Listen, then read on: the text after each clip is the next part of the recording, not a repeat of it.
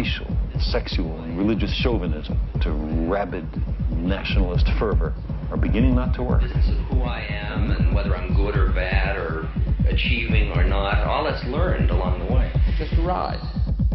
And we can change it anytime we want. It's only a choice. No effort, no work, no job, no savings of money. I realized that I had the game wrong. That the game was to find out what I already was.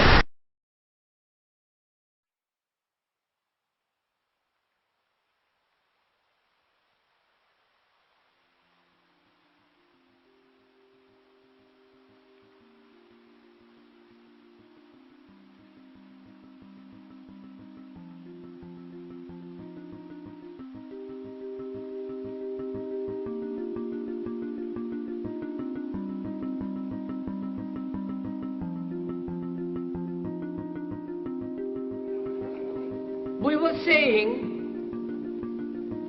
how very important it is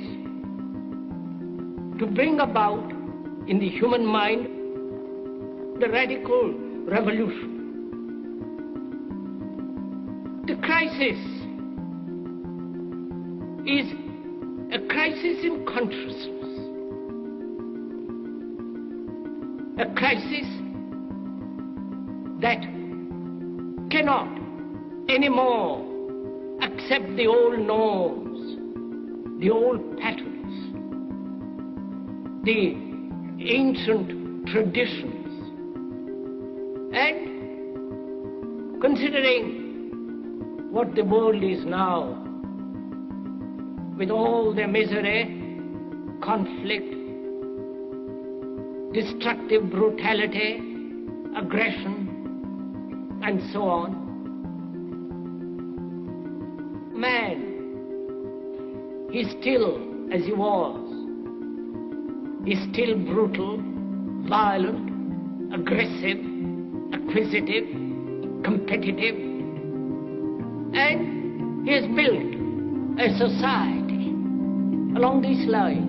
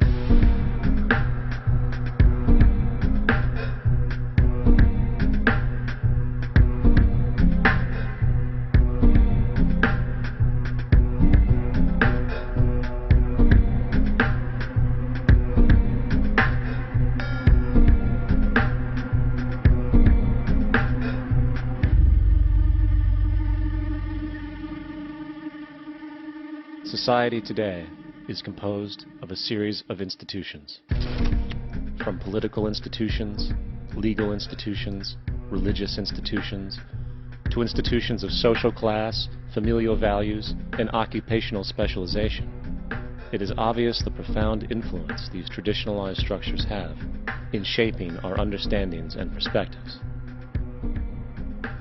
Yet, of all the social institutions we are born into, directed by, and conditioned upon, there seems to be no system as taken for granted and misunderstood as the monetary system. Taking on nearly religious proportions, the established monetary institution exists as one of the most unquestioned forms of faith there is. How money is created, the policies by which it is governed, and how it truly affects society are unregistered interests of the great majority of the population.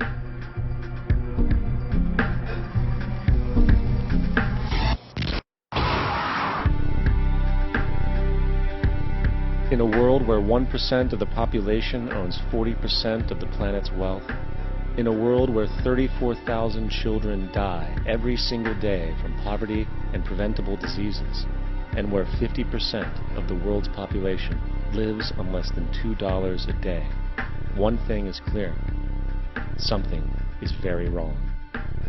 And whether we are aware of it or not, the lifeblood of all of our established institutions, and thus society itself, is money. Therefore, understanding this institution of monetary policy is critical to understanding why our lives are the way they are. Unfortunately, economics is often viewed with confusion and boredom. Endless streams of financial jargon coupled with intimidating mathematics quickly deters people from attempts at understanding it.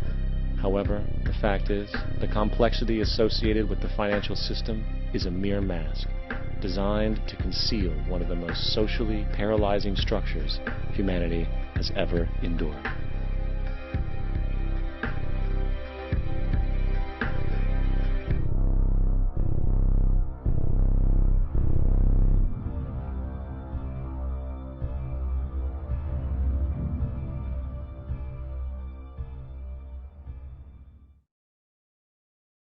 A number of years ago, the Central Bank of the United States, the Federal Reserve, produced a document entitled Modern Money Mechanics.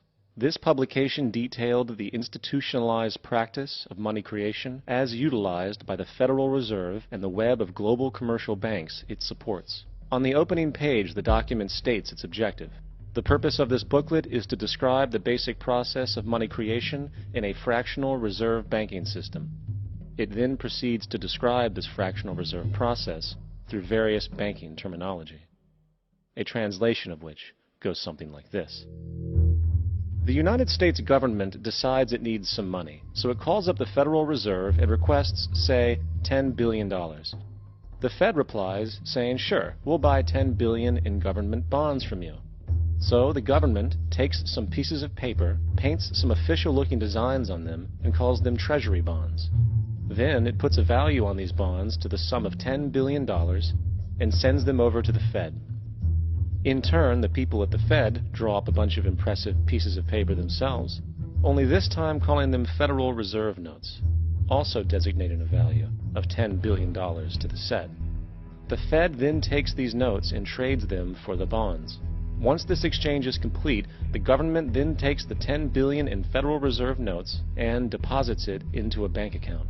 And upon this deposit, the paper notes officially become legal tender money, adding $10 billion to the U.S. money supply. And there it is. $10 billion in new money has been created. Of course, this example is a generalization, for, in reality, this transaction would occur electronically, with no paper used at all.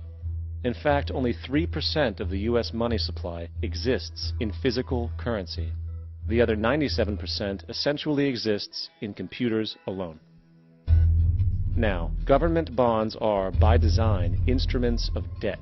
And when the Fed purchases these bonds, with money it essentially created out of thin air, the government is actually promising to pay back that money to the Fed.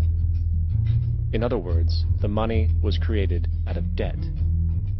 This mind-numbing paradox of how money or value can be created out of debt or a liability will become more clear as we further this exercise. So, the exchange has been made and now $10 billion sits in a commercial bank account. Here's where it gets really interesting. For as based on the fractional reserve practice, that $10 billion deposit instantly becomes part of the bank's reserves, just as all deposits do. And regarding reserve requirements, as stated in modern money mechanics, a bank must maintain legally required reserves equal to a prescribed percentage of its deposits. It then quantifies this by stating, under current regulations, the reserve requirement against most transaction accounts is 10%. This means that with a $10 billion deposit, 10% or $1 billion is held as the required reserve, while the other $9 billion is considered an excessive reserve and can be used as the basis for new loans. Now, it is logical to assume that this $9 billion is literally coming out of the existing $10 billion deposit. However, this is actually not the case. What really happens is that the 9 billion is simply created out of thin air on top of the existing $10 billion deposit. This is how the money supply is expanded.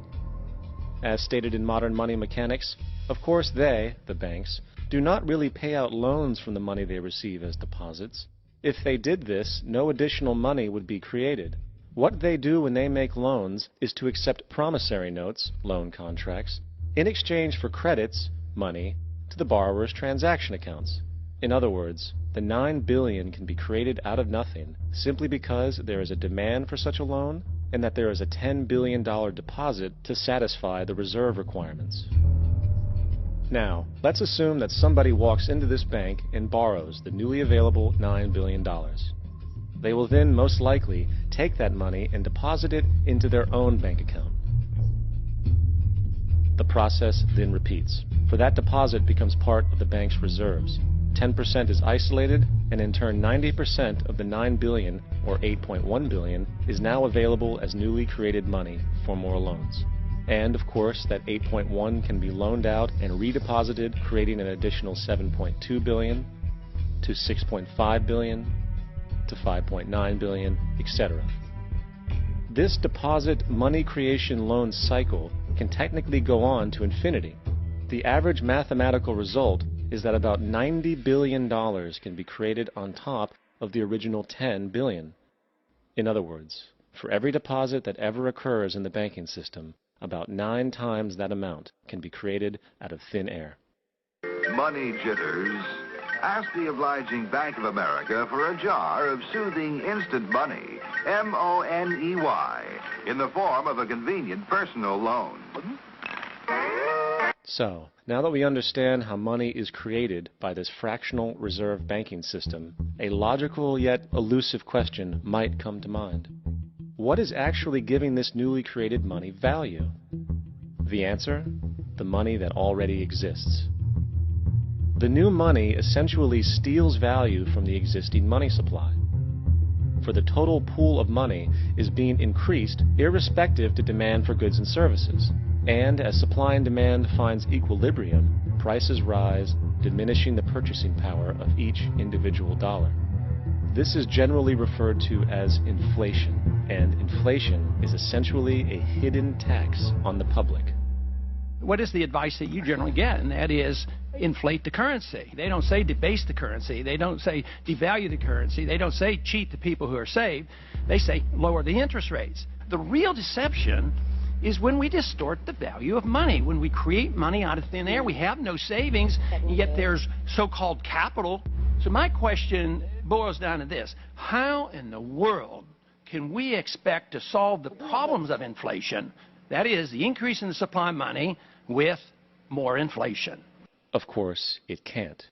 The fractional reserve system of monetary expansion is inherently inflationary. For the act of expanding the money supply without there being a proportional expansion of goods and services in the economy will always debase a currency. In fact, a quick glance at the historical values of the US dollar versus the money supply reflects this point definitively, for the inverse relationship is obvious. $1 in 1913 required $21.60 in 2007 to match value. That is a 96% devaluation since the Federal Reserve came into existence.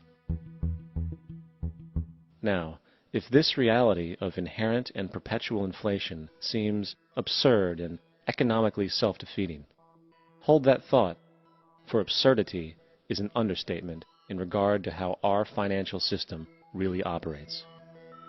For in our financial system, money is debt. And debt is money. Here is a chart of the U.S. money supply from 1950 to 2006. Here is a chart of the U.S. national debt for the same period. How interesting it is that the trends are virtually the same. For the more money there is, the more debt there is. The more debt there is, the more money there is. To put it a different way, every single dollar in your wallet is owed to somebody by somebody. For remember, the only way the money can come into existence is from loans. Therefore, if everyone in the country were able to pay off all debts, including the government, there would not be $1 in circulation.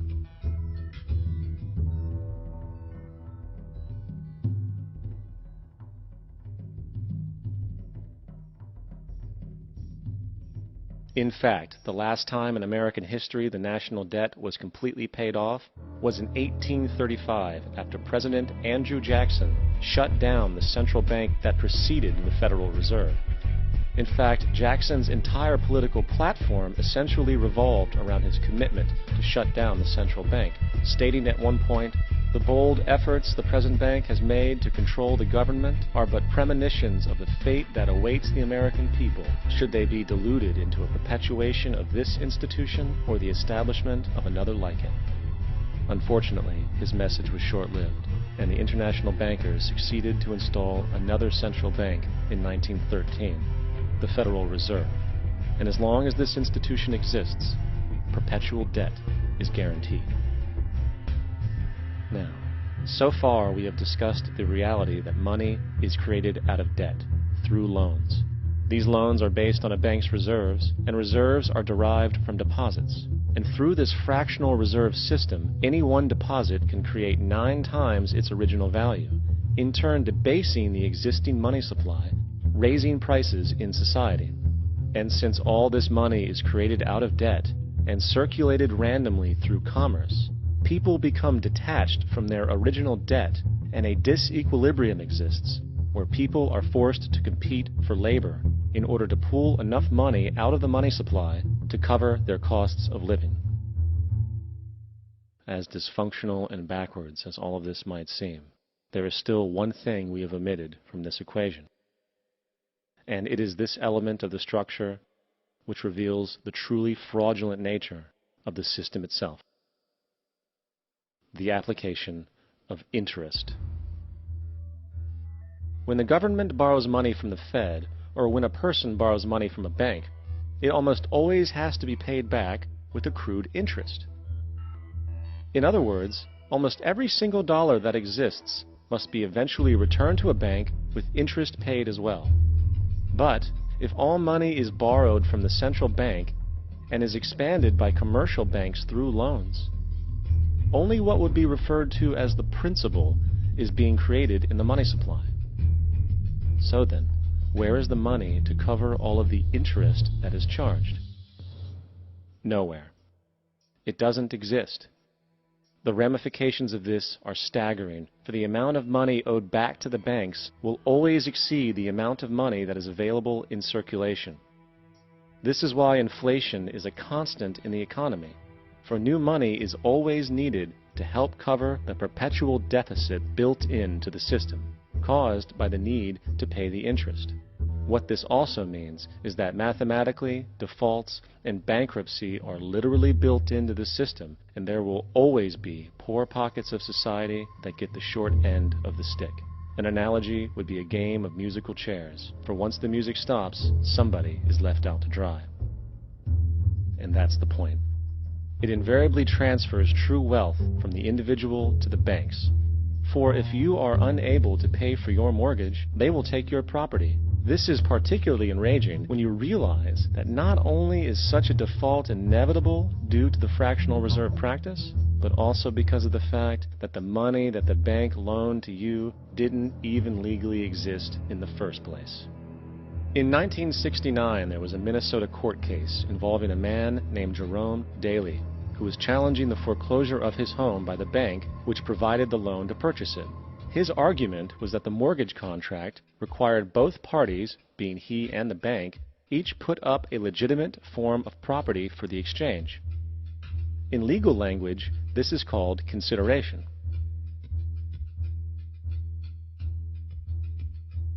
Mr. Daly explained that the money was, in fact, not the property of the bank, for it was created out of nothing as soon as the loan agreement was signed. Remember what modern money mechanics stated about loans? What they do when they make loans is to accept promissory notes in exchange for credits.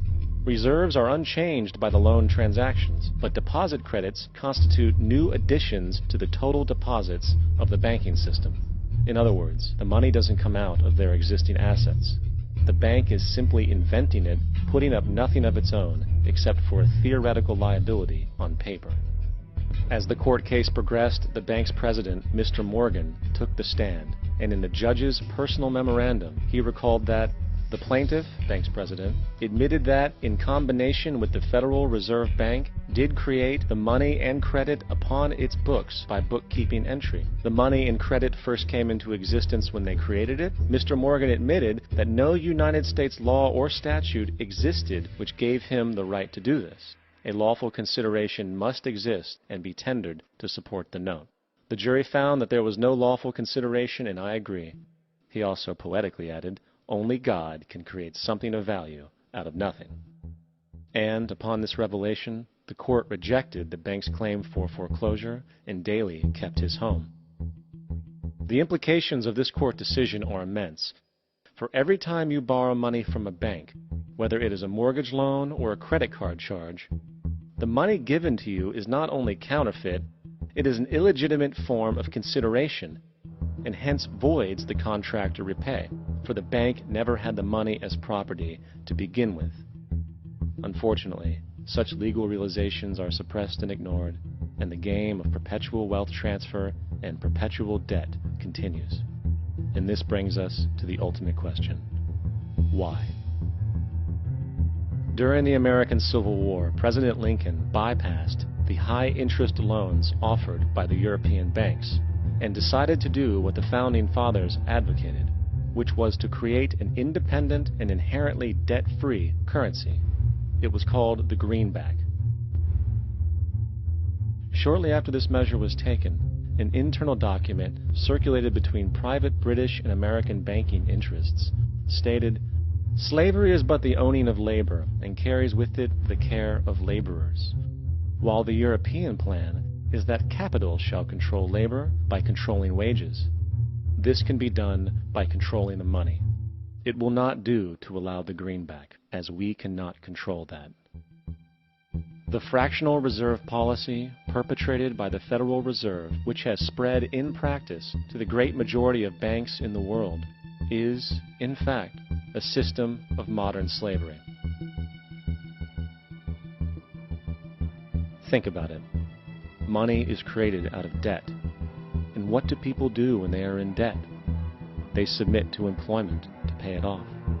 But if money can only be created out of loans, how can society ever be debt-free? It can't. And that's the point.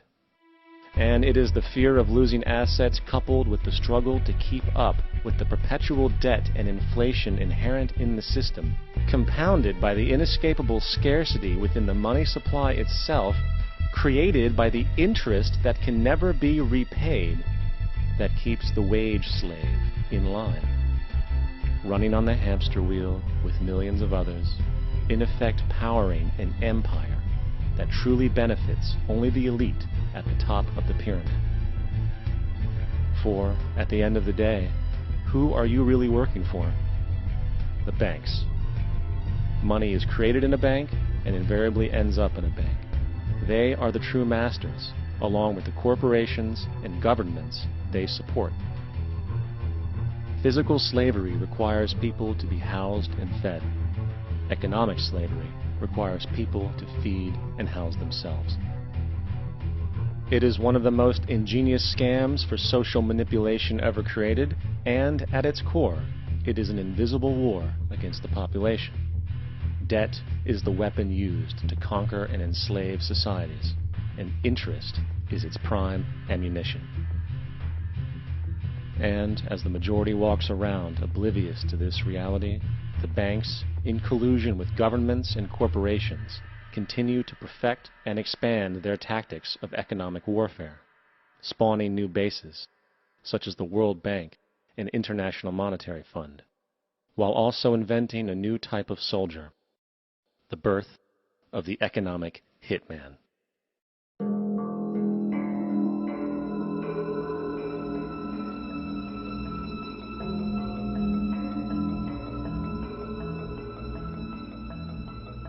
We economic hitmen really have been the ones responsible for creating this first truly global empire.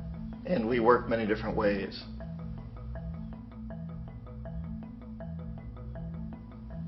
But perhaps the most common is that we will identify a country that has resources our corporations covet, like oil, and then arrange a huge loan to that country from the World Bank or one of its sister organizations. But the money never actually goes to the country. Instead, it goes to our big corporations to build infrastructure projects in that country, power plants, industrial parks, ports, things that benefit a few rich people in that country, in addition to our corporations, but really don't help the majority of the people at all. However, those people, the whole country, is left holding a huge debt. It's such a big debt they can't repay it, and that's part of the plan, that they can't repay it. And so at some point, we economic hitmen go back to them and say, listen, you owe us a lot of money, can't pay your debt, so sell your oil real cheap to our oil companies. Allow us to build a military base in your country, or send troops in support of ours to someplace in the world like Iraq, or vote with us on the next UN vote. To have their electric utility company privatized and their water and sewage system privatized and sold to U.S. corporations or other multinational corporations.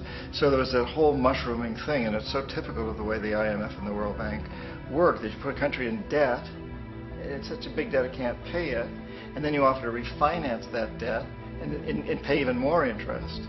And you demand this quid pro quo, which you call a conditionality or good governance, which means basically that they've got to sell off their resources, including many of their social services, their utility companies, their school systems sometimes, their penal systems, their insurance systems, to foreign corporations. So it's a double, triple, quadruple whammy. The precedent for economic hitmen really began back in the early 50s when democratically elected Mossadegh, who was elected in Iran, he was considered to be the hope for democracy in the Middle East and around the world. He was Time Magazine's Man of the Year. But one of the things that he'd run on and began to implement was the idea that foreign oil companies needed to pay the Iranian people a lot more for the oil that they were taking out of Iran. The Iranian people should benefit from their own oil. Strange policy. We didn't like that, of course. But we were afraid to do what we normally were doing, which was to send in the military. Instead, we sent in one CIA agent, Kermit Roosevelt, Teddy Roosevelt's relative. And Kermit went in with a few $1 million and was very, very effective and efficient. And in a short amount of time, he managed to get Mossadegh overthrown and brought in the Shah of Iran to replace him, who always was favorable to oil. And it was extremely effective. Mobs overflow Tehran. Army officers shout that Mossadegh has surrendered and his regime as virtual dictator of Iran is ended. Pictures of the Shah are paraded through the streets as sentiment reverses. The Shah is welcomed home. So back here in the United States, in Washington, people looked around and said, wow, that was easy and cheap. So this established a whole new way of manipulating countries, of creating empire. The only problem with Roosevelt was that he was a card-carrying CIA agent, and had he been caught, the ramifications could have been pretty serious. So very quickly at that point, the decision was made to use private consultants to channel the money through the World Bank or the IMF or one of the other such agencies, to bring in people like me who worked for private companies, so that if we got caught, there would be no governmental ramifications.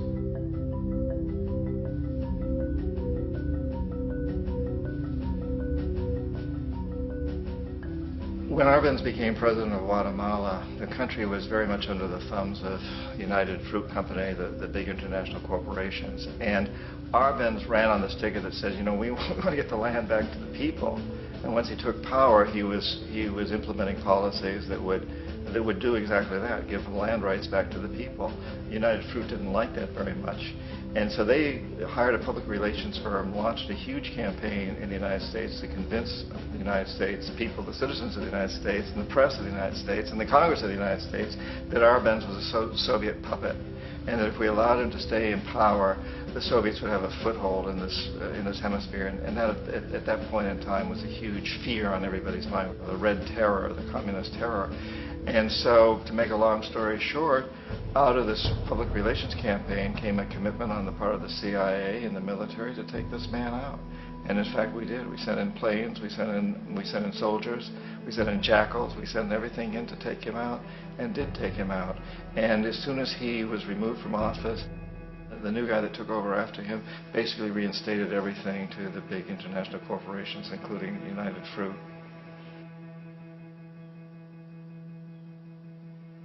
Ecuador for many, many years had been ruled by pro-U.S. dictators, often relatively brutal.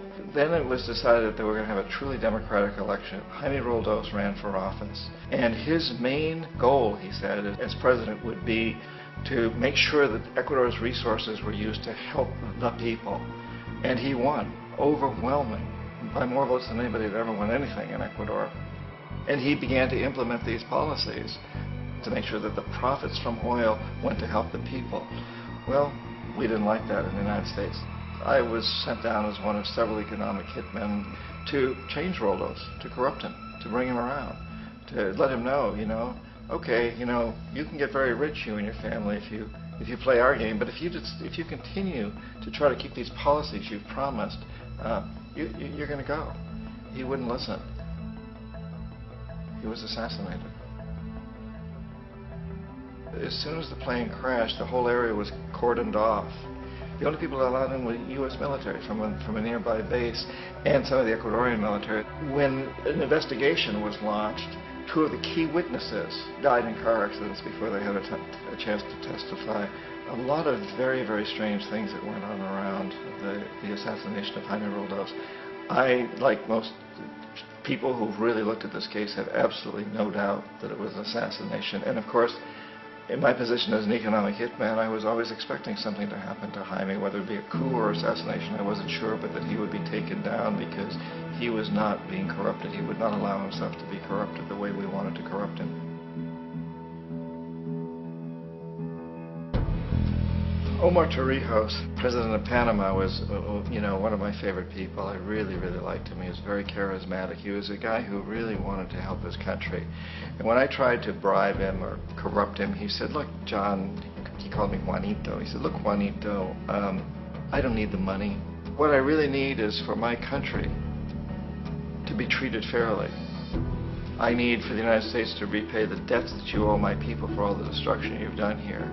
I need to be in a position where I can help other Latin American countries win their independence and be free of this terrible presence from the north that you people are exploiting us so badly. I need to have the Panama Canal back in the hands of the Panamanian people. That's what I want. And so, leave me alone. Don't try to bribe me. It was 1981, and in May, Jaime Roldos was assassinated. And Omar was very aware of this. Torrijos got his family together and he said, I'm probably next, but it's okay because I've done what I came here to do. I've renegotiated the canal. The canal will now be in our hands. He just finished negotiating the treaty with Jimmy Carter. In June of that same year, just a couple of months later, he also went down in an airplane crash, which there's no question was executed by CIA-sponsored jackals. Tremendous amount of evidence that one of Torrijos' security guards handed him at the last moment as he was getting on the plane a tape recorder, a small tape recorder that contained a bomb.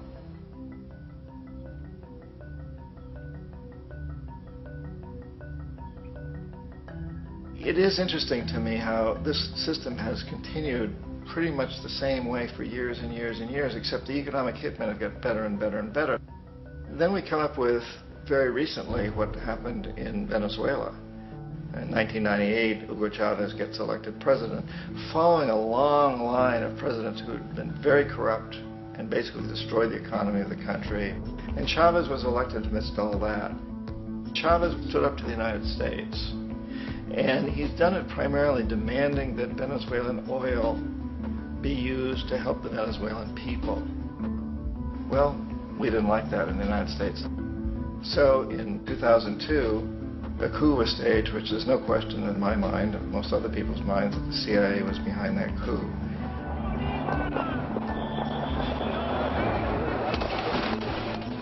way that that coup was fomented was very reflective of what Kermit Roosevelt had done in Iran, of paying people to go out into the streets to riot, to protest, to say this Chavez is very unpopular.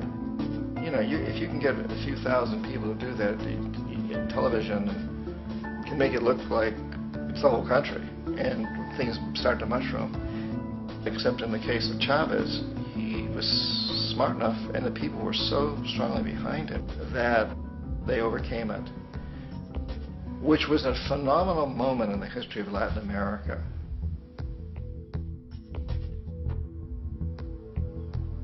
Iraq actually is a perfect example of the way the whole system works. So we economic hitmen are the first line of defense. We go in and we try to corrupt governments and get them to accept these huge loans, which we then use as leverage to basically own them.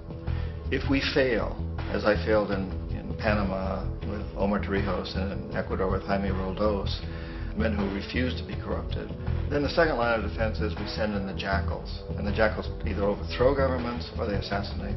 And once that happens and a new government comes in, boy, it's going to toe the line because the new president knows what will happen if he doesn't. In the case of Iraq, both of those things failed. Economic hitmen were not able to get through to Saddam Hussein. We tried very hard. We tried to get him to accept a deal very similar to what the House of Saud had accepted in Saudi Arabia, but he wouldn't accept it. And so the jackals went in to take him out. They couldn't do it. His security was very good. After all, he had one time worked for the CIA. He'd been hired to assassinate a former president of Iraq and failed, but he knew the system. So in '91, we send in the troops and we take out the Iraqi military. So we assume at that point that Saddam Hussein is going to come around. We could have taken him out, of course, at that time, but we didn't want to. He's the kind of strong man we like. He controls his people. We thought he could control the Kurds and keep the Iranians in their border and keep pumping oil for us. And that once we took out his military, now he's going to come around. So the economic hitmen go back in the 90s without success. If they'd had success, he'd still be running the country. We'd be selling him all the fighter jets he wants and everything else he wants. But they couldn't. They didn't have success. The jackals couldn't take him out again. So we sent the military in once again, and this time we did the complete job and took him out, and in the process created for ourselves some very, very lucrative construction deals. We had to reconstruct a country that we'd essentially destroyed, which is a pretty good deal if you own construction companies, big ones. So, you know, Iraq shows the three stages. The economic hitmen failed there, the jackals failed there, and as a final measure, the military goes in. And in that way, we've really created an empire, but we've done it very, very subtly. It's clandestine. All the empires of the past were built on the military, and everybody knew they were building them. So the British knew they were building them, the French, the Germans, the Romans, the Greeks. And they were proud of it, and they always had some excuse like spreading civilization, spreading some religion, something like that. But they knew they were doing it. We don't. The majority of the people in the United States have no idea that we're living off the benefits of a clandestine empire, that today there's more slavery in the world than ever before. And then you have to ask yourself, well, if it's an empire, then who's the emperor? Obviously, our presidents of the United States are not emperors. An emperor is someone who's not elected, doesn't serve a limited term, and doesn't report to anyone, essentially. So you can't classify our presidents that way. But we do have what I consider to be the equivalent of the emperor, and it's what I call the corporatocracy. The corporatocracy is this group of individuals who run our biggest corporations, and they really act as the emperor of this empire. They control our media, either through direct ownership or advertising. They control most of our politicians because they finance their campaigns, either through their corporations or through personal contributions that come out of the corporations. They're not elected. They don't serve a limited term. They don't report to anybody. And at the very top of the corporatocracy, you really can't tell whether a person's working for a private corporation or the government because they're always moving back and forth. So, you know, you've got a guy who one moment is the president of a big construction company like Halliburton, and the next moment he's vice president of the United States, or the president who is in the oil business. And this is true whether you've got Democrats or Republicans in the office. You have to moving back and forth through the revolving door. And in a way, Our government is invisible a lot of the time, and its policies are carried out by our corporations on one level or another. And then again, the policies of the government are basically forged by the corporatocracy and then presented to the government. They become government policy. So it's an incredibly cozy relationship. This isn't a conspiracy theory type of thing. These people don't have to get together and plot to do things. They all basically work under one primary assumption, and that is that they must maximize profits regardless of the social and environmental costs.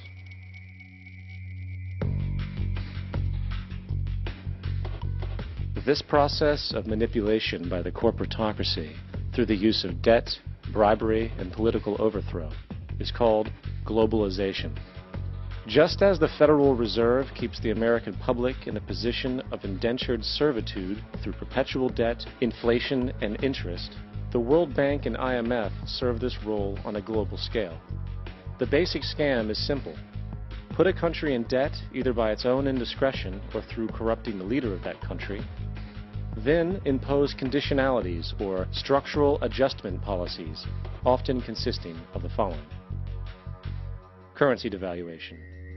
When the value of a currency drops, so does everything valued in it. This makes indigenous resources available to predator countries at a fraction of their worth.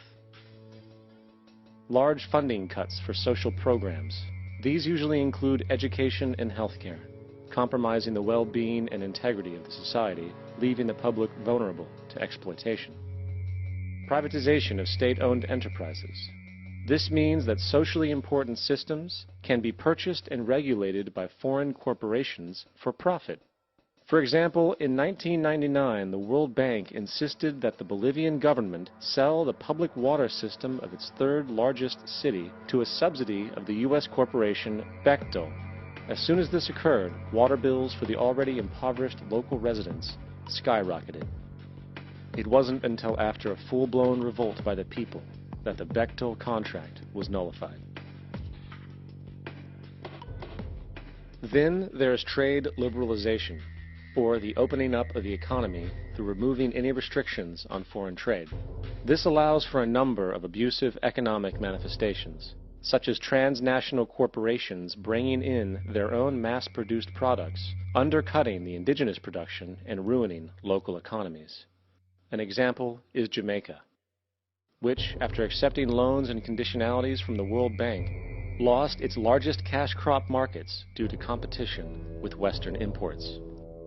Today, countless farmers are out of work, for they are unable to compete with the large corporations. Another variation is the creation of numerous, seemingly unnoticed, unregulated, inhumane sweatshop factories, which take advantage of the imposed economic hardship. Additionally, due to production deregulation, environmental destruction is perpetual, as a country's resources are often exploited by the indifferent corporations while outputting large amounts of deliberate pollution. The largest environmental lawsuit in the history of the world today is being brought on behalf of 30,000 Ecuadorian Amazonian people against Texaco, which is now owned by Chevron. So today it's against Chevron, but for activities conducted by Texaco. Estimated to be more than 18 times what the Exxon Valdez dumped into the coast of Alaska. In the case of Ecuador, it wasn't an accident. The oil companies did it intentionally. They knew they were doing it to save money out there rather than arranging for proper disposal. Furthermore, a cursory glance at the performance record of the World Bank reveals that the institution, which publicly claims to help poor countries develop and alleviate poverty, has done nothing but increase poverty and the wealth gap, while corporate profits soar. In 1960, the income gap between the fifth of the world's people in the richest countries versus the fifth in the poorest countries was 30 to 1. By 1998, it was 74 to 1. While global GNP rose 40% between 1970 and 1985, those in poverty actually increased by 17%. While from 1985 to 2000, those living on less than $1 a day increased by 18%. Even the Joint Economic Committee of the U.S. Congress admitted that there is a mere 40% success rate of all World Bank projects. In the late 1960s, the World Bank intervened in Ecuador with large loans. During the next 30 years, poverty grew from 50% to 70%. Under or unemployment grew from 15 to 70%. Public debt increased from 240 million to 16 billion, while the share of resources allocated to the poor went from 20% to 6%. In fact, by the year 2000, 50% of Ecuador's national budget had to be allocated for paying its debts. It is important to understand the World Bank is, in fact, a U.S. bank, supporting U.S. interests. For the United States holds veto power over decisions, as it is the largest provider of capital. And where did it get this money? You guessed it, it made it out of thin air through the fractional reserve banking system. Of the world's top 100 economies, as based on annual GDP, 51 are corporations, and 47 of that 51 are U.S.-based. Walmart, General Motors, and Exxon are more economically powerful than Saudi Arabia, Poland, Norway, South Africa, Finland, Indonesia, and many others. And as protective trade barriers are broken down, currencies tossed together and manipulated in floating markets, and state economies overturned in favor of open competition and global capitalism, the empire expands. You get up on your little 21-inch screen and howl about America and democracy. There is no America. There is no democracy. There is only IBM and ITT and AT&T and DuPont, Dow, Union Carbide, and Exxon. Those are the nations of the world today. What do you think the Russians talk about in their councils of state? Karl Marx? They get out their linear programming charts, statistical decision theories, minimax solutions, and compute the price-cost probabilities of their transactions and investments, just like we do. We no longer live in a world of nations and ideologies, Mr. Beale. The world is a college of corporations, inexorably determined by the immutable bylaws of business. The world is a business, Mr. Beale.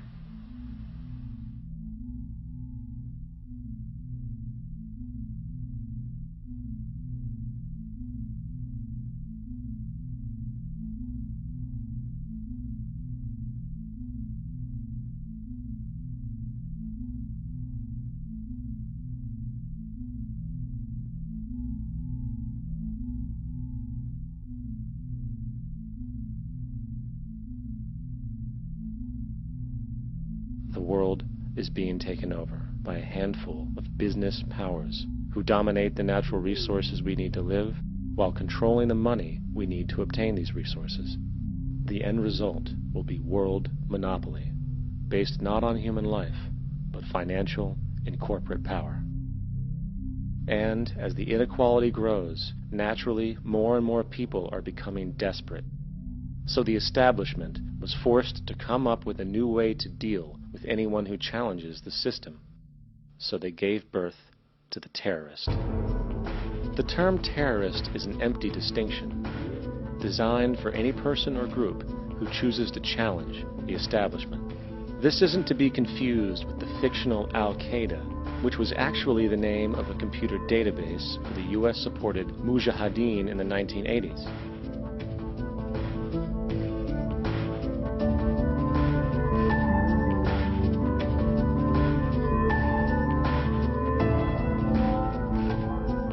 In 2007, the Department of Defense received $161.8 billion for the so-called global war on terrorism. According to the National Counterterrorism Center, in 2004, roughly 2,000 people were killed internationally due to supposed terrorist acts. Of that number, 70 were American. Using this number as a general average, which is extremely generous, it is interesting to note that twice as many people die from peanut allergies a year than from terrorist acts. Concurrently, the leading cause of death in America is coronary heart disease, killing roughly 450,000 each year. And in 2007, the government's allocation of funds for research on this issue was about $3 billion. This means that the U.S. government in 2007 spent 54 times the amount for preventing terrorism than it spent for preventing a disease which kills 6,600 times more people annually than terrorism does. Yet, as the name terrorism and Al-Qaeda are arbitrarily stamped on every news report relating to any action taken against U.S. interests, the myth grows wider. In mid-2008, the U.S. Attorney General actually proposed that the U.S. Congress officially declare war against the fantasy. Not to mention, as of July 2008, there are now over 1 million people currently on the U.S. terrorist watch list. These so-called counterterrorism measures, of course, have nothing to do with social protection, and everything to do with preserving the establishment amongst the growing anti-American sentiment both domestically and internationally, which is legitimately founded on the greed-based corporate empire expansion that is exploiting the world. The true terrorists of our world do not meet at the docks at midnight or scream Allah Akbar before some violent action. The true terrorists of our world wear $5,000 suits and work in the highest positions of finance, government, and business. So, what do? How do we stop a system of greed and corruption that has so much power and momentum? How do we stop this aberrant group behavior which feels no compassion for, say, the millions slaughtered in Iraq and Afghanistan, so the corporatocracy can control energy resources and opium production for Wall Street profit?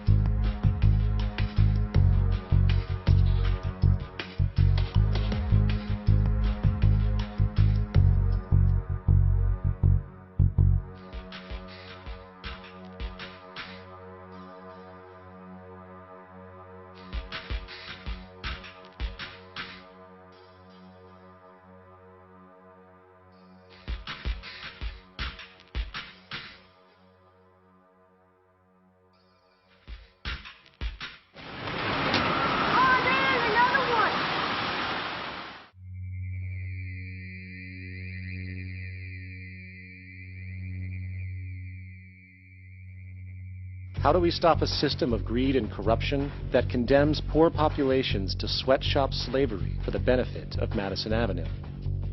Or that engineers false flag terror attacks for the sake of manipulation? Or that generates built-in modes of social operation which are inherently exploitative? Or that systematically reduces civil liberties and violates human rights in order to protect itself from its own shortcomings?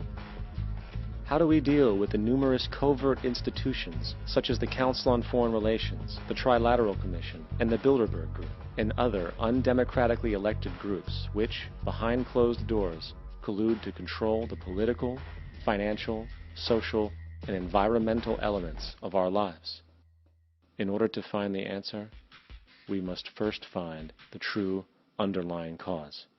For the fact is, the selfish, corrupt, power, and profit-based groups are not the true source of the problem. They are symptoms.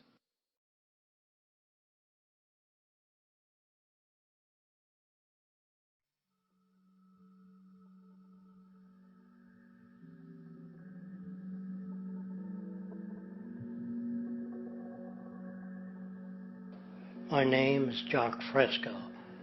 I'm an industrial designer and a social engineer. I'm very much interested in society and developing a system that might be sustainable for all people. First of all, the word corruption is a monetary invention. That aberrant behavior that's disruptive to the well-being of people, Well, you're dealing with human behavior. And human behavior appears to be environmentally determined, meaning if you were raised by the Seminole Indians as a baby, never saw anything else, you'd hold that value system.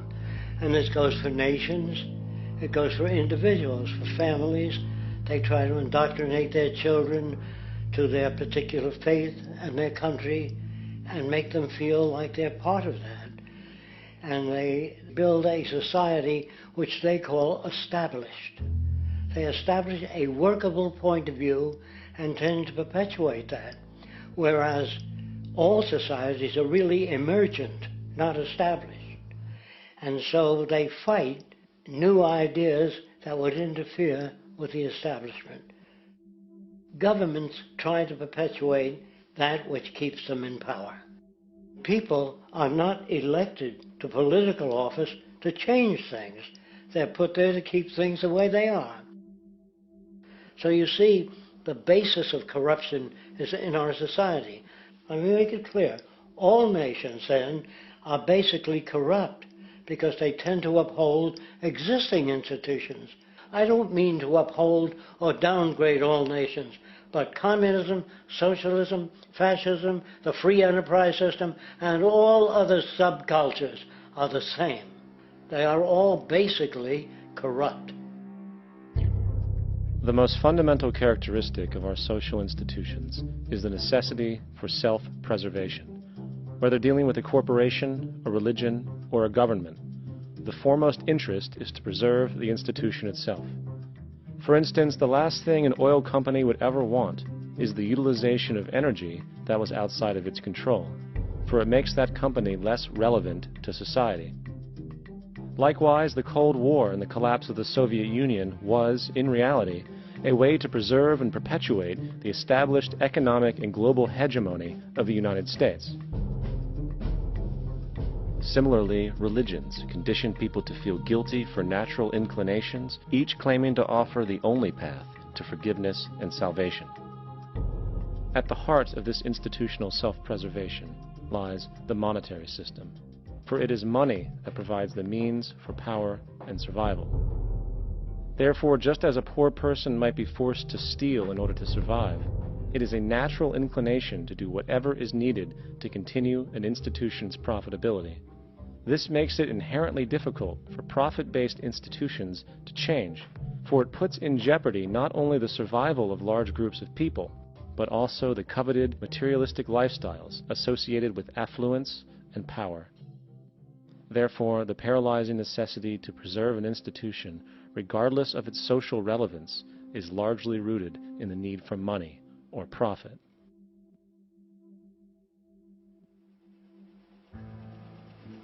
What's in it for me is why people think. And so if a man makes money selling a certain product, naturally he's going to fight the existence of another product that may threaten his institution. Therefore, people cannot be fair, and people do not trust each other. A guy will come over to you and say, I got just the house you're looking for. He's a salesman. When a doctor says, I think your kidney has to come out, I don't know if he's trying to pay off a yacht or whether my kidney has to come out. It's hard in a monetary system to trust people.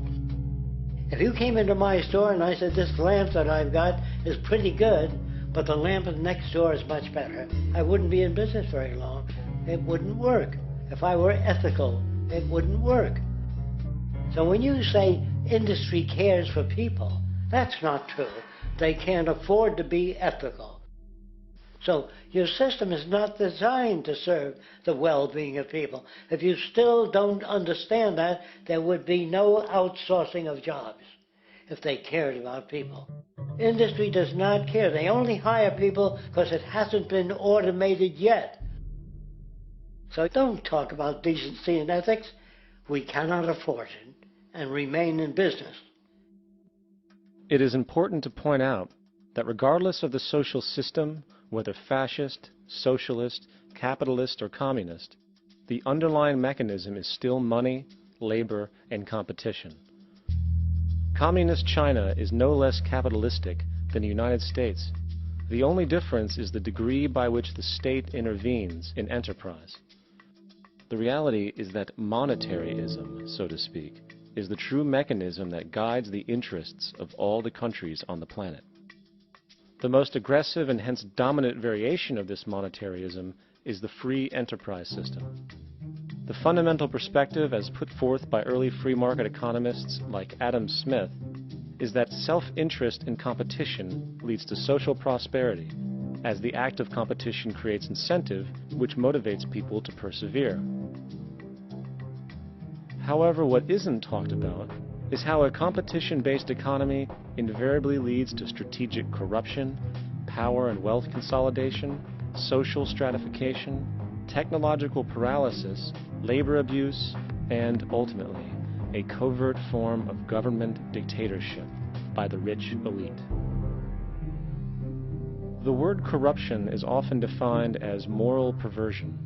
If a company dumps toxic waste into the ocean to save money, most people recognize this as corrupt behavior.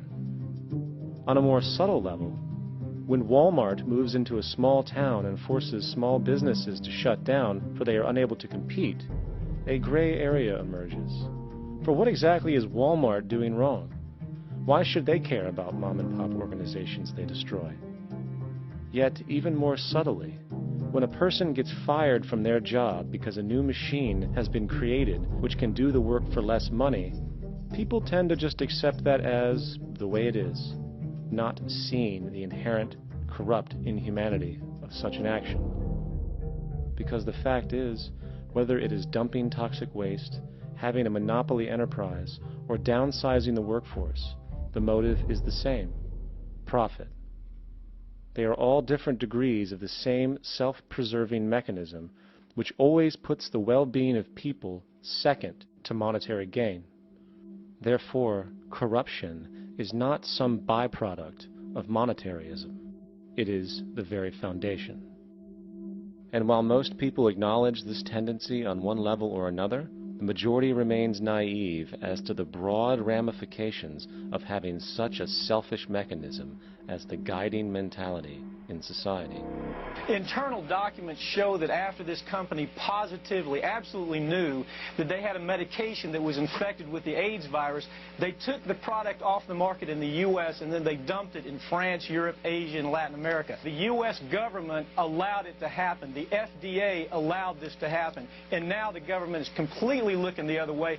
Thousands of innocent hemophiliacs have died from the AIDS virus. This company knew absolutely that it was infected with AIDS. They dumped it because they wanted to turn this disaster into a profit. So you see, you have built-in corruption.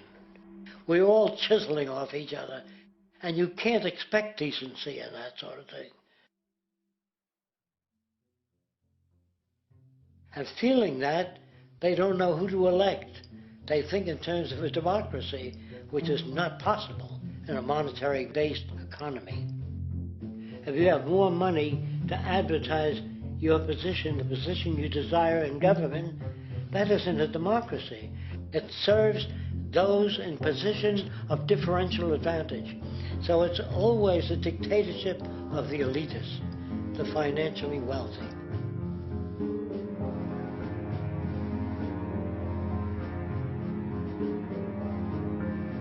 It is an interesting observation to note how seemingly unknown personalities magically appear on the scene as presidential candidates. Then, before you know it, somehow you are left to choose from a small group of extremely wealthy people who suspiciously have the same broad social view. Obviously, it's a joke. The people placed on the ballot are done so because they have been pre-decided to be acceptable by the established financial powers who actually run the show. Yet, many who understand this illusion of democracy often think, if only we could just get our honest, ethical politicians in power, then we would be okay. Well, while this idea, of course, seems reasonable in our established-oriented worldview, it is, unfortunately, another fallacy. For when it really comes down to what is actually important, the institution of politics, and thus politicians themselves, have absolutely no true relevance as to what makes our world and society function. It's not politicians that can solve problems. They have no technical capabilities.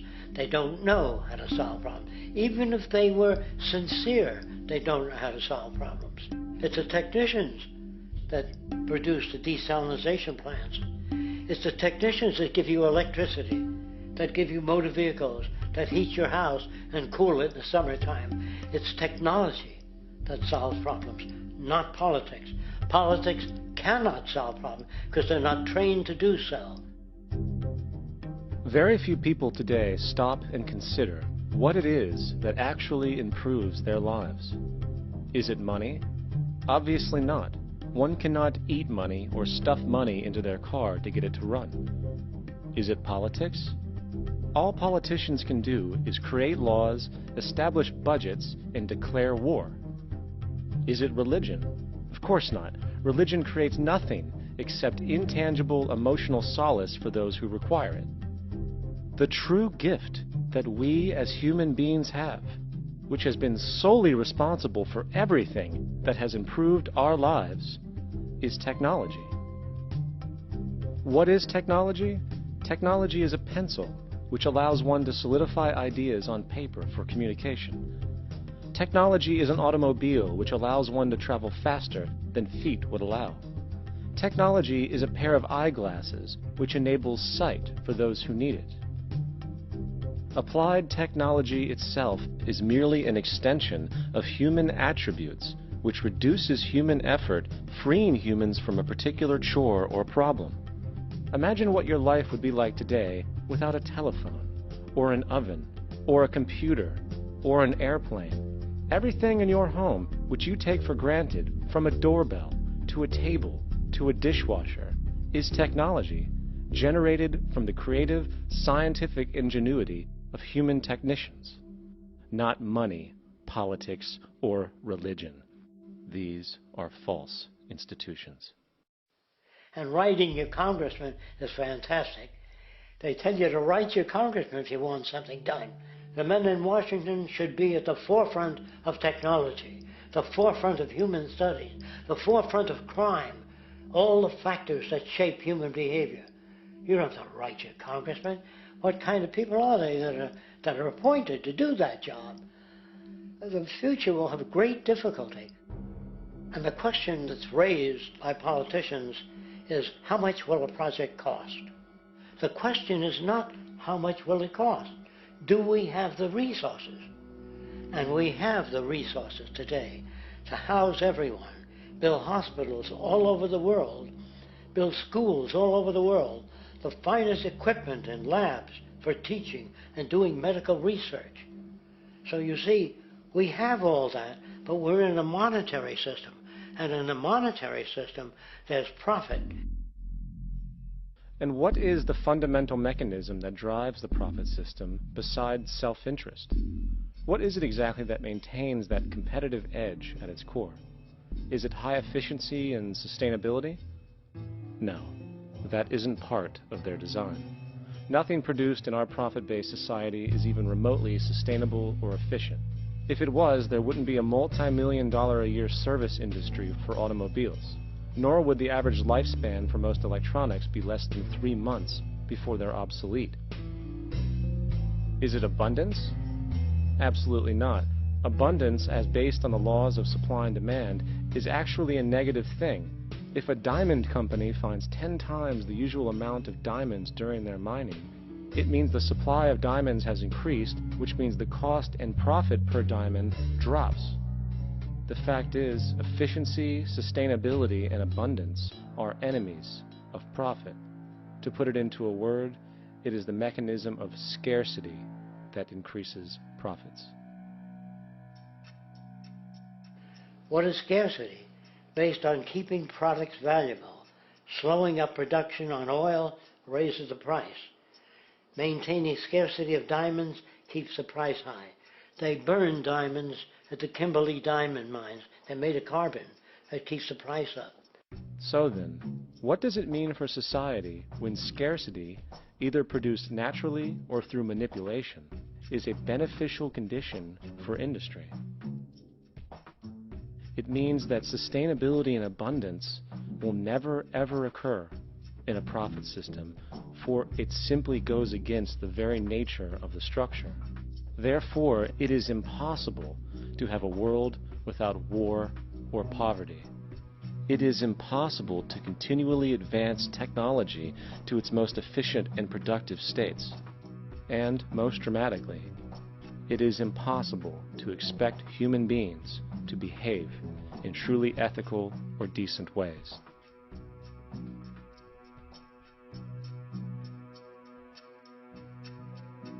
People use the word instinct because they can't account for the behavior.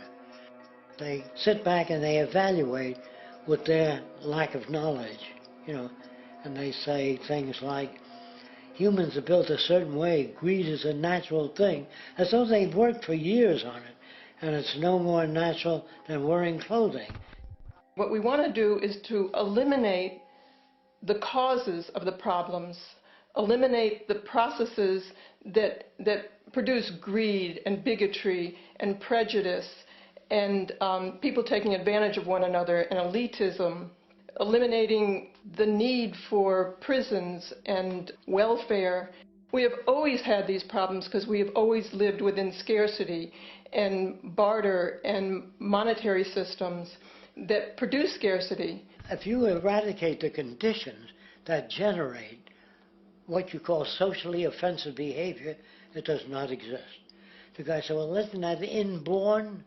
No, it's not. There is no human nature. There's human behavior, and that's always been changed throughout history. You're not born with bigotry and greed and corruption and hatred. You pick that up within the society.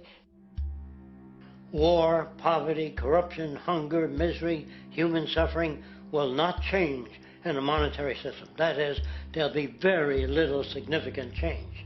It's going to take the redesign of our culture, our values, and it has to be related to the carrying capacity of the earth, not some human opinion or some politician's notions of the way the world ought to be, or some religious notions of the conduct of human affairs. And that's what the Venus Project is about. The society that we're about to talk about is a society that is free of all the old superstitions, incarceration, prisons, police, cruelty, and law. All laws will disappear, and the professions will disappear that are no longer valid, such as stockbrokers, bankers, advertising, gone forever, because it's no longer relevant. When we understand that it is technology devised by human ingenuity which frees humanity and increases our quality of life, we then realize that the most important focus we can have is on the intelligent management of the Earth's resources. For it is from these natural resources we gain the materials to continue our path of prosperity. Understanding this, we then see that money fundamentally exists as a barrier to these resources, for virtually everything has a financial cost. And why do we need money to obtain these resources? Because of real or assumed scarcity. We don't usually pay for air and tap water because it is in such high abundance, selling it would be pointless. So then, logically speaking, if resources and technologies applicable to creating everything in our societies, such as houses, cities, and transportation, were in high enough abundance, there would be no reason to sell anything. Likewise, if automation and machinery was so technologically advanced as to relieve human beings of labor, there would be no reason to have a job. And with these social aspects taken care of, there would be no reason to have money at all. So the ultimate question remains: do we on Earth have enough resources and technological understanding to create a society of such abundance that everything we have now could be available without a price tag and without the need for submission through employment? Yes, we do. We have the resources and technology to enable this at a minimum. along with the ability to raise the standard of living so high that people in the future will look back at our civilization now and gawk at how primitive and immature our society was. What the Venus Project proposes is an entirely different system that's updated to present-day knowledge. We've never given scientists the problem of how do you design a society which would eliminate boring and monotonous jobs, that would eliminate accidents in transportation, that would enable people to have a high standard of living, that would eliminate poisons in our food, that would give us other sources of energy that are clean and efficient. We can do that out there.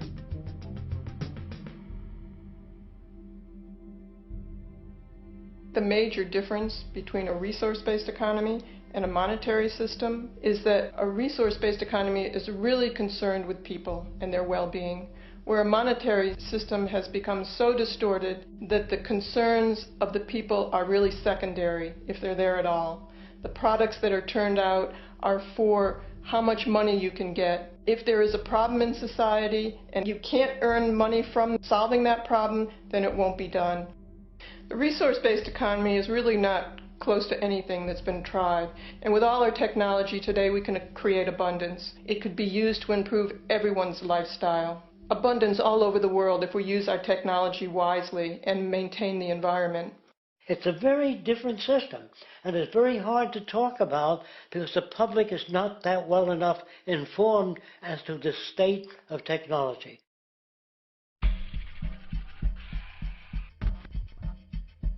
At present, we don't have to burn fossil fuels. We don't have to use anything that would contaminate the environment. There are many sources of energy available. Alternative energy solutions pushed by the establishment, such as hydrogen, biomass, and even nuclear, are highly insufficient, dangerous, and exist only to perpetuate the profit structure that industry has created. When we look beyond the propaganda and self-serving solutions put forth by the energy companies, we find a seemingly endless stream of clean, abundant, and renewable energy for generating power. Solar and wind energy are well known to the public, but the true potential of these mediums remains unexpressed. Solar energy, derived from the sun, has such abundance that 1 hour of light at high noon contains more energy than what the entire world consumes in a year. If we could capture 1/100% of this energy, the world would never have to use oil, gas, or anything else. The question then is not availability, but the technology to harness it. And there are many advanced mediums today which could accomplish just that, if they were not hindered by the need to compete for market share with the established energy power structures. Then there's wind energy. Wind energy has long been denounced as weak, and due to being location-driven, impractical. This is simply not true. The U.S. Department of Energy admitted in 2007 that if wind was fully harvested in just 3 of America's 50 states, it could power the entire nation. And then there are the rather unknown mediums of tidal and wave power. Tidal power is derived from tidal shifts in the ocean. Installing turbines which capture this movement generates energy. In the United Kingdom, 42 sites are currently noted as available, forecasting that 34% of all the UK's energy could come from tidal power alone. Wave power, which extracts energy from the surface motions of the ocean, is estimated to have a global potential of up to 80,000 terawatt-hours a year. This means 50% of the entire planet's energy usage could be produced from this medium alone. Now, it is important to point out that tidal, wave, solar, and wind power requires virtually no preliminary energy to harness, unlike coal, oil, gas, biomass, hydrogen, and all the others. In combination, these 4 mediums alone, if efficiently harnessed through technology, could power the world forever. That being said, there happens to be another form of clean, renewable energy which trumps them all: geothermal power. Geothermal energy utilizes what is called heat mining, which, through a simple process using water, is able to generate massive amounts of clean energy. In 2006, an MIT report on geothermal energy found that 13,000 zettajoules of power are currently available in the Earth, with the possibility of 2,000 zettajoules being easily tappable with improved technology. The total energy consumption of all the countries on the planet is about half of a zettajoule a year. This means about 4,000 years of planetary power could be harnessed in this medium alone. And when we understand that the Earth's heat generation is constantly renewed, this energy is really limitless and could be used forever. These energy sources are only a few of the clean, renewable mediums available, and as time goes on, we will find more. The grand realization is that we have total energy abundance without the need for pollution, traditional conservation, or in fact, a price tag. And what about transportation? The prevailing means of transportation in our societies is by automobile and aircraft, both of which predominantly need fossil fuels to run. In the case of the automobile, the battery technology needed to power an electric car that can go over 100 miles an hour for over 200 miles on one charge exists, and has existed for many years. However, due to battery patents controlled by the oil industry, which limits their availability to maintain market share, coupled with political pressure from the energy industry, the accessibility and affordability of this technology is limited. There is absolutely no reason other than pure, corrupt profit interest that every single vehicle in the world cannot be electric and utterly clean, with zero need for gasoline. As far as airplanes, it is time we realize that this means of travel is inefficient, cumbersome, slow, and causes far too much pollution. This is a maglev train. It uses magnets for propulsion. It is fully suspended by a magnetic field and requires less than 2% of the energy used for plane travel. The train has no wheels, so nothing can wear out. The current maximum speed of versions of this technology, as used in Japan, is 361 miles per hour. However, this version of the technology is very dated. An organization called ET3, which has connections with the Venus Project, has established a tube-based maglev that can travel up to 4,000 miles per hour in a motionless, frictionless tube, which can go over land or underwater. Imagine going from LA to New York for an extended lunch break, or from Washington, D.C. to Beijing, China in 2 hours. This is the future of continental and intercontinental travel, fast, clean, with only a fraction of the energy usage we use today for the same means. In fact, between maglev technology, advanced battery storage, and geothermal energy, there would be no reason to ever burn fossil fuels again. And we can do this now if we were not held back by the paralyzing profit structure. Now, America is inclined toward fascism. It has a propensity by its dominant philosophy and religion to uphold the fascist point of view. American industry is essentially a fascist institution. If you don't understand that, the minute you punch that time clock, you walk into a dictatorship. We're given notions about the respectability of work, and I really look at it as being paid slavery. They're brought up to believe that you shall earn your living by the sweat of your brow. That holds people back, freeing people from drudgery, repetitive jobs which make them ignorant. You rob them. In our society, that is a resource-based economy, machines free people. You see, we can't imagine that because we've never known that kind of world. If we look back at history, we see a very clear pattern of machine automation slowly replacing human labor. From the disappearance of the elevator man to the near full automation of an automobile production plant, the fact is, as technology grows, the need for humans in the workforce will continually be diminished. This creates a serious clash, which proves the falseness of the monetary-based labor system. For human employment is in direct competition with technological development. Therefore, given the fundamental priority of profit by industry, People, through time, will be continually laid off and replaced by machine.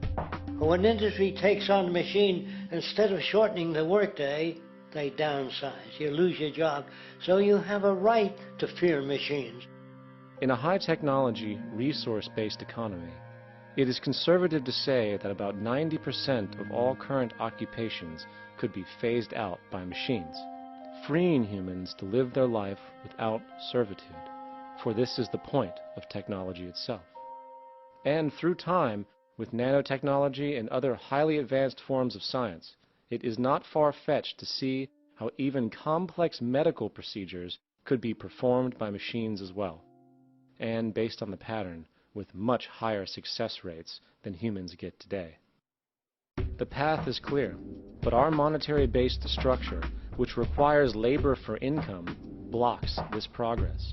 For humans need jobs in order to survive. The bottom line is that this system must go, or we will never be free, and technology will be constantly paralyzed. We have machines that clean out sewers. It frees a human being from doing that. So look at machines as extensions of human performance. Furthermore, many occupations today will have simply no basis to exist in a resource-based economy, such as anything associated with the management of money, advertising, along with the legal system itself. For without money, a great majority of the crimes that are committed today would never occur. Virtually all forms of crime are a consequence of the monetary system, either directly or by neuroses inflicted through financial deprivation. Therefore, laws themselves could eventually become extinct. Instead of putting up a sign, drive carefully, slippery when wet, put abrasive in the highway so it's not slippery when wet. And if a person gets in a car that's drunk and the car oscillates a great deal, there's a little pendulum that swings up and back, and that'll pull the car over to the side. Not a law solution. Put sonar and radar in automobiles so they can't hit one another. Man-made laws are attempts to deal with occurring problems, and not knowing how to solve them, they make a law. In the United States, the most privatized, capitalist country on the planet, it should come as no surprise that it also has the largest prison population in the world, growing every year. Statistically, most of these people are uneducated and come from poor, deprived societies. And, contrary to propaganda, it is this environmental conditioning which lures them into criminal and violent behavior. However, society looks the other way in regard to this point. The legal and prison systems are just more examples of how our society avoids examining the root causes of behavior. Billions are spent each year on prisons and police, while only a fraction is spent on programs for poverty, which is one of the most fundamental variables responsible for crime to begin with. And as long as we have an economic system which prefers and in fact creates scarcity and deprivation, crime will never go away.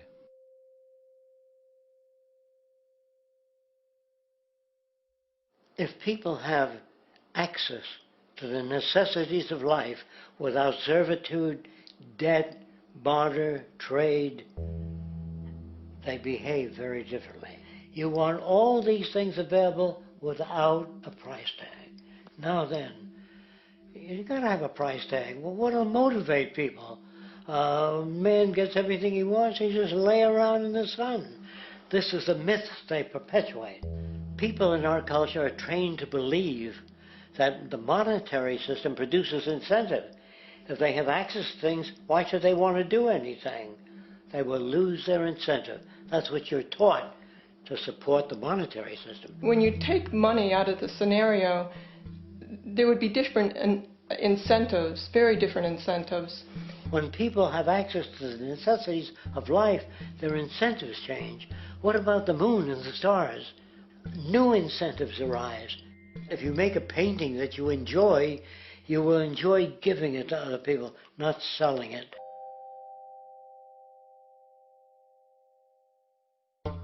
I think most of the education that I've seen today is essentially producing a person for a job. It's very specialized. They're not generalists. People don't know a lot about a lot of different subjects.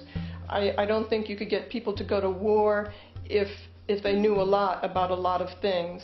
I think education is mostly rote, and they're not taught how to solve problems. They're not given the tools, emotionally or within their own field, of how to do critical thinking.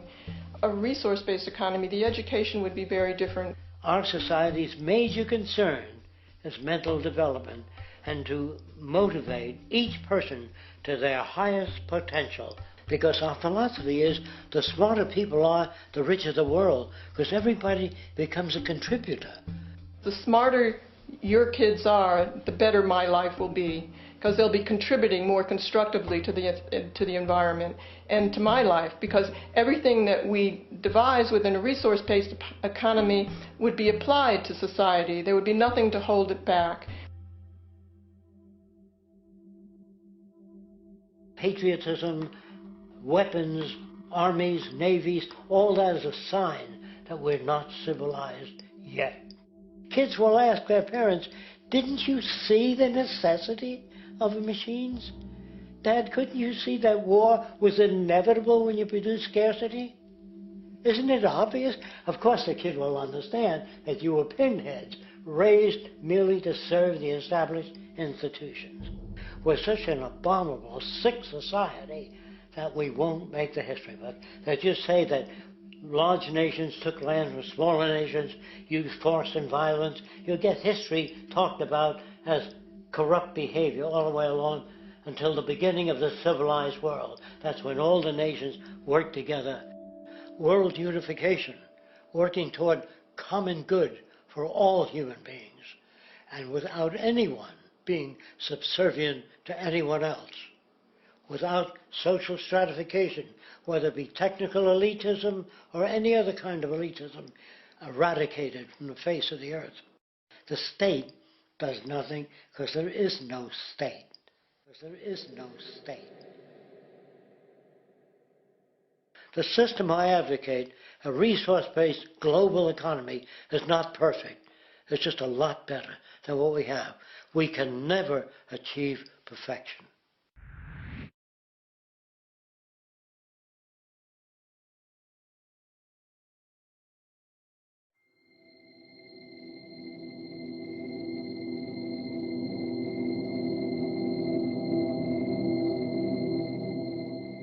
The social values of our society, which has manifested in perpetual warfare, corruption, oppressive laws, social stratification, irrelevant superstitions, environmental destruction, and a despotic, socially indifferent, profit-oriented ruling class, is fundamentally the result of a collective ignorance of two of the most basic insights humans can have about reality: the emergent and symbiotic aspects of natural law.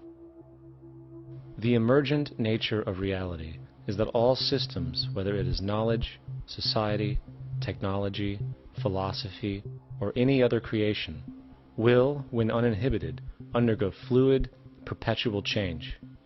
What we consider commonplace today, such as modern communication and transportation, would have been unimaginable in ancient times.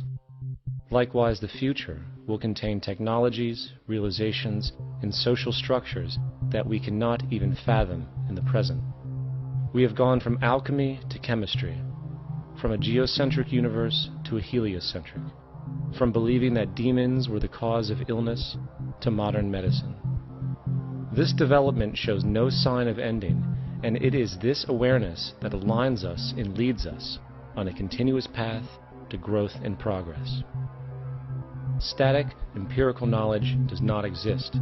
Rather, it is the insight of the emergence of all systems we must recognize. This means we must be open to new information at all times, even if it threatens our current belief system and hence identities. Sadly, society today has failed to recognize this, and the established institutions continue to paralyze growth by preserving outdated social structures. Simultaneously, the population suffers from a fear of change, for their conditioning assumes a static identity, and challenging one's belief system usually results in insult and apprehension, for being wrong is erroneously associated with failure, when, in fact, to be proven wrong should be celebrated, for it is elevating someone to a new level of understanding, furthering awareness. The fact is, there is no such thing as a smart human being, for it is merely a matter of time before their ideas are updated, changed, or eradicated. And this tendency to blindly hold on to a belief system, sheltering it from new, possibly transforming information, is nothing less than a form of intellectual materialism. The monetary system perpetuates this materialism not only by its self-preserving structures, but also through the countless number of people who have been conditioned into blindly and thoughtlessly upholding these structures, therefore becoming self-appointed guardians of the status quo. Sheep, which no longer need a sheepdog to control them, for they control each other by ostracizing those who step out of the norm. This tendency to resist change and uphold existing institutions for the sake of identity, comfort, power, and profit is completely unsustainable and will only produce further imbalance, fragmentation, distortion, and invariably, destruction. It's time to change. From hunters and gatherers to the agricultural revolution to the industrial revolution, the pattern is clear.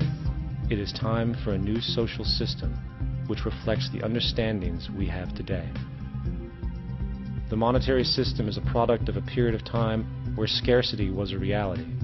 Now, with the age of technology, it is no longer relevant to society. Gone with the aberrant behavior it manifests. Likewise, dominant worldviews, such as theistic religion, operate with the same social irrelevancy. Islam, Christianity, Judaism, Hinduism, and all of the others exist as barriers to personal and social growth, for each group perpetuates a closed worldview, and this finite understanding that they acknowledge is simply not possible in an emergent universe. Yet, religion has succeeded in shutting down the awareness of this emergence by instilling the psychological distortion of faith upon its followers, where logic and new information is rejected in favor of traditionalized, outdated beliefs. The concept of God is really a method of accounting for the nature of things. In the early days, people didn't know enough about how things formed, how nature worked, so they invented their own little stories. And they made God in their own image. A guy that gets angry. When people don't behave right, he creates floods and earthquakes. And they say it's an act of God. A cursory glance at the suppressed history of religion reveals that even the foundational myths themselves are emergent culminations, developed through influence over time. For example, a cardinal doctrine of the Christian faith is the death and resurrection of Christ. This notion is so important that the Bible itself states, "And if Christ be not risen, then is our preaching vain, and your faith is also vain." Yet it is very difficult to take this account literally, for not only is there no primary source denoting this supernatural event in secular history, awareness of the enormous number of pre-Christian saviors who also died and were resurrected immediately puts the story in mythological territory by association.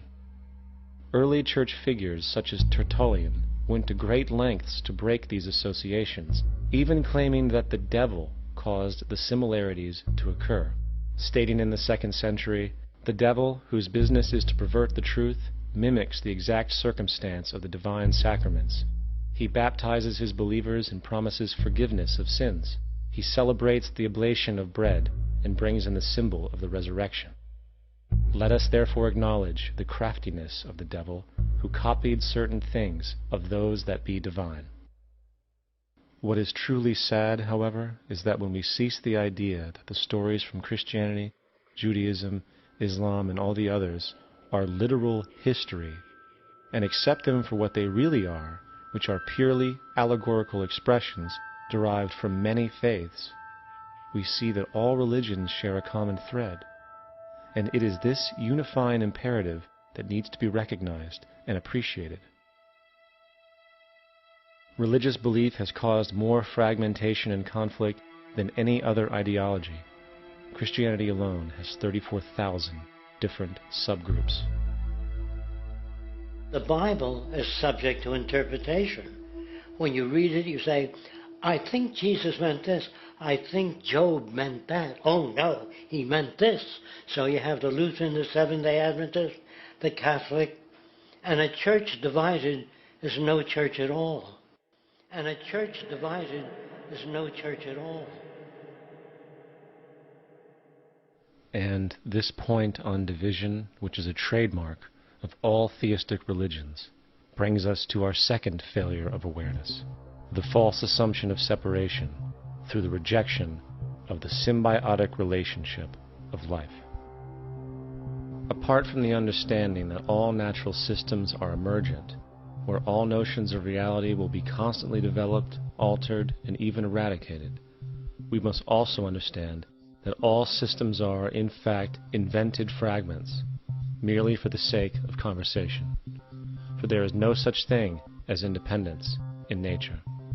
The whole of nature is a unified system of interdependent variables, each a cause and a reaction, existing only as a concentrated whole.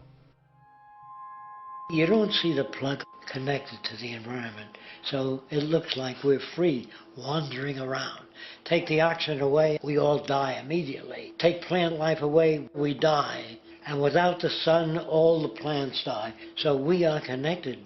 We really must take into account the totality. This isn't just a human experience on this planet. This is a total experience. And we know we can't survive without plants and animals. We know we can't survive without the four elements, you know.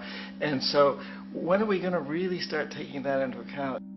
That's what it is to be successful. Success depends on how well we relate to everything around us.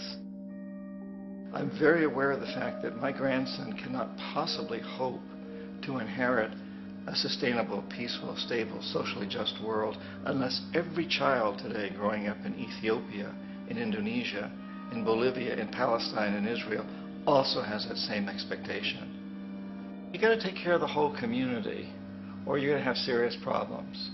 And now we have to see that the whole world is the community. And we must all take care of each other that way. And it's not just a community of human beings. It's a community of plants and animals and elements. And we really need to understand that. That's what's going to bring us joy, too, and pleasure. That's what's missing in our lives right now. We can call it spirituality, but the fact of the matter is joy comes from that bliss of connectedness. That's our God spirit. That's that side of ourselves that really feels it. You can feel it deep inside you. It's this amazing, wonderful feeling. And you know it when you get it. You don't get it from money. You get it from connection. Now, if that isn't a hazard to this country, how are we going to keep building nuclear weapons? You know what I mean? What's going to happen to the arms industry when we realize we're all one? It's going to fuck up the economy. The economy that's fake anyway. The economy that's fake anyway. The economy that's fake anyway. The economy that's fake anyway. The economy that's fake anyway. Which would be a real bummer. You can see why the government's cracking down on the idea of experiencing unconditional love.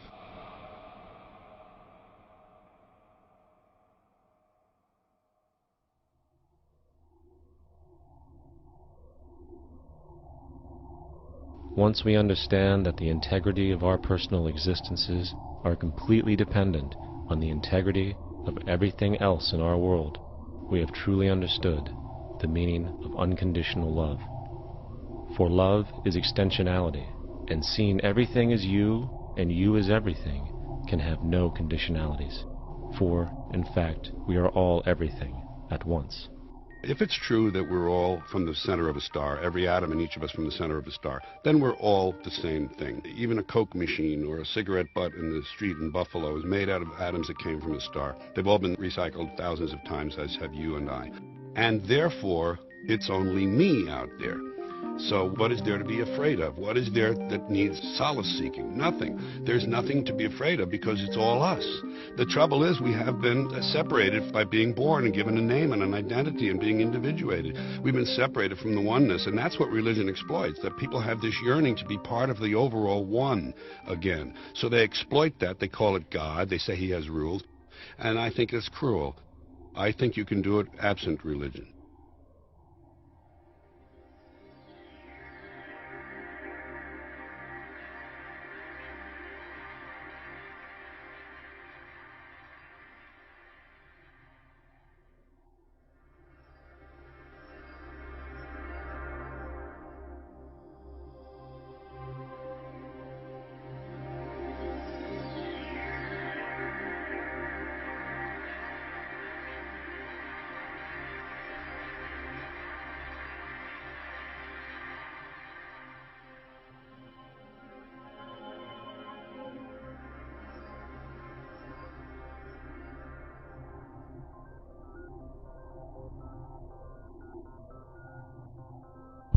It's time to claim the unity our outmoded social systems have broken apart, and work together to create a sustainable global society where everyone is taken care of and everyone is truly free.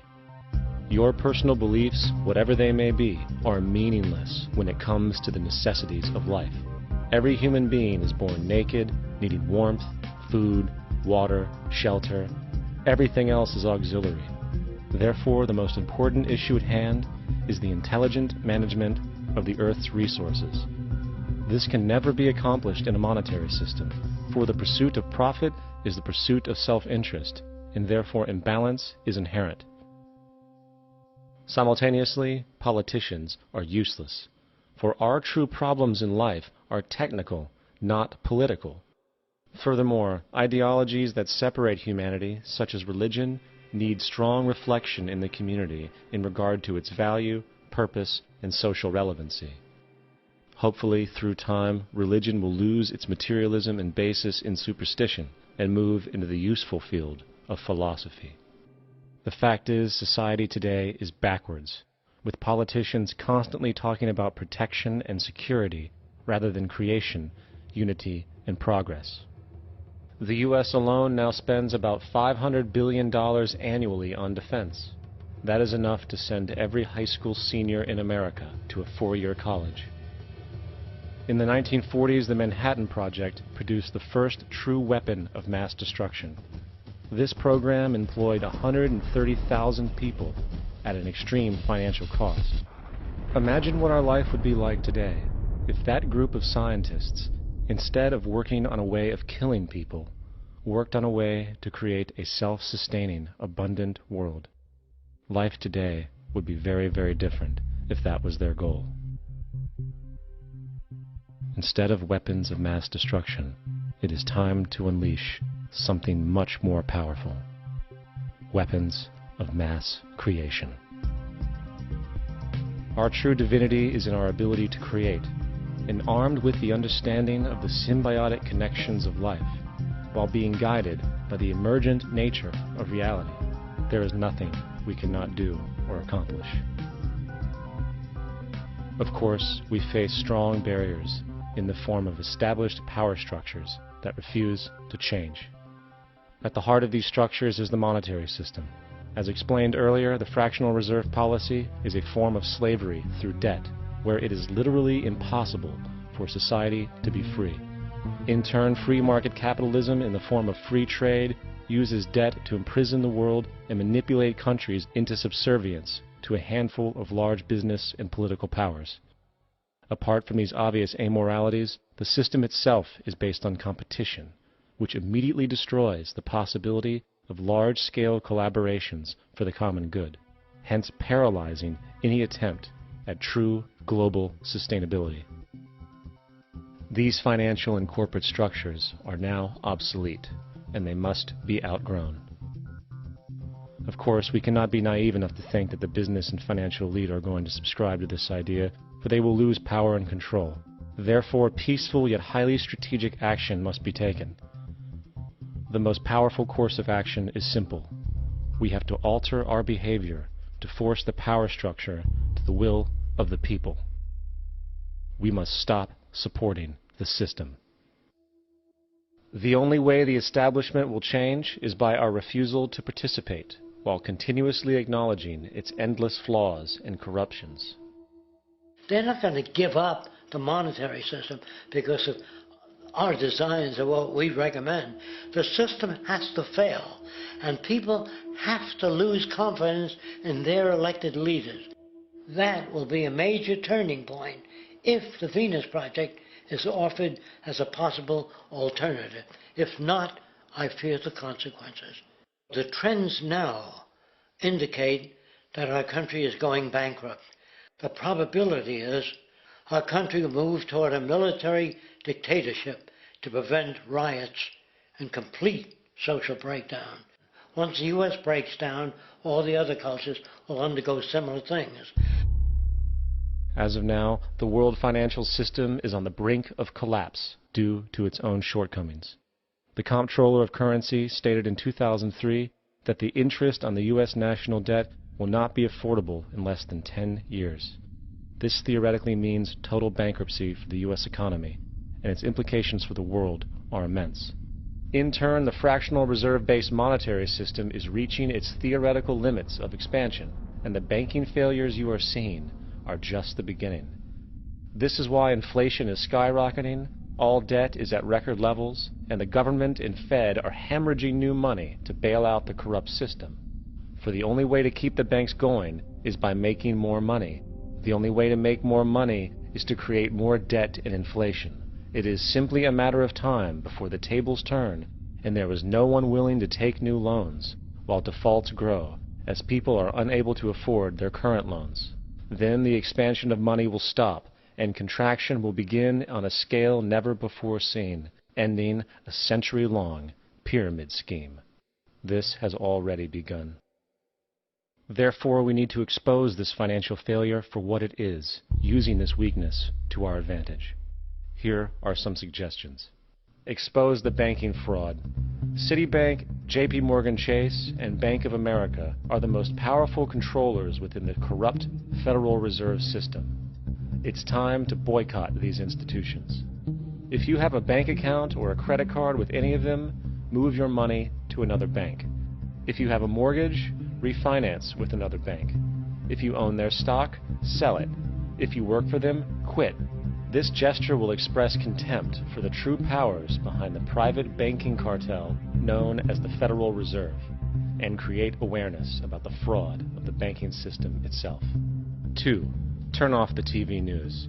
Visit the emerging independent news agencies on the internet for your information. CNN, NBC, ABC, Fox, and all the others present all news pre-filtered to maintain the status quo. With 4 corporations owning all major media outlets, objective information is impossible. This is the true beauty of the internet, and the establishment has been losing control because of this free flow of information. We must protect the internet at all times, as it is truly our savior right now. 3. Don't ever allow yourself, your family, or anyone you know to ever join the military. This is an obsolete institution now used exclusively for maintaining an establishment that is no longer relevant. U.S. soldiers in Iraq work for U.S. corporations, not the people. Propaganda forces us to believe that war is natural and the military is an honorable institution. Well, if war is natural, why are there 18 suicides every single day by American veterans who have post-traumatic stress disorder?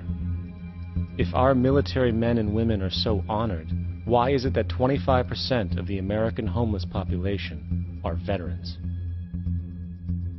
4. Stop supporting the energy companies. If you live in a detached house, get off the grid. Investigate every means of making your home self-sustainable with clean energy. Solar, wind, and other renewable energies are now affordable consumer realities, and considering the never-ending rising cost of traditional energies, it will likely be a cheaper investment over time. If you drive, get the smallest car you can, and consider using one of the many conversion technologies that can enable your car to be a hybrid, electric, or run on anything other than establishment fuels. 5. Reject the political system. The illusion of democracy is an insult to our intelligence. In a monetary system, there is no such thing as a true democracy, and there never was. We have two political parties owned by the same set of corporate lobbyists. They are placed in their positions by the corporations, with popularity artificially projected by their media. In a system of inherent corruption, the change of personnel every couple of years has very little relevance. Instead of pretending that the political game has any true meaning, focus your energy on how to transcend this failed system. And 6. Join the movement.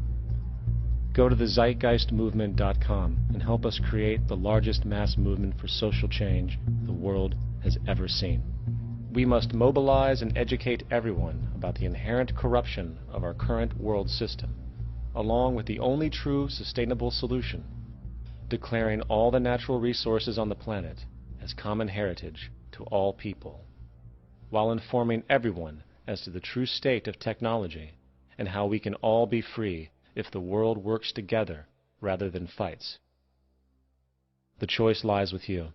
You can continue to be a slave to the financial system and watch the continuous wars, depressions, and injustice across the globe while placating yourself with vain entertainment and materialistic garbage. Or you can focus your energy on true, meaningful, lasting, holistic change, which actually has the realistic ability to support and free all humans with no one left behind. But, in the end, the most relevant change must occur first inside of you. The real revolution is the revolution of consciousness, and each one of us first needs to eliminate the divisionary, materialistic noise we have been conditioned to think is true, while discovering, amplifying, and aligning with the signal coming from our true empirical oneness. It is up to you. What we are trying in all these discussions and talks here is to see if we cannot radically bring about a transformation of the mind. Not accept things as they are, but to understand it, to go into it, to examine it. Give your heart and your mind with everything that you have to find out a way of living differently.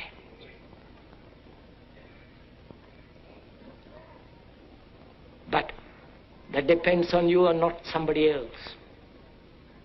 Because in this there is no teacher, no pupil, there is no leader, there is no guru, there is no master, no savior. You yourself are the teacher and the pupil, you are the master, you are the guru, you are the leader.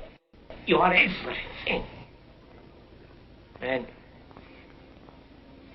to understand is to transform what is.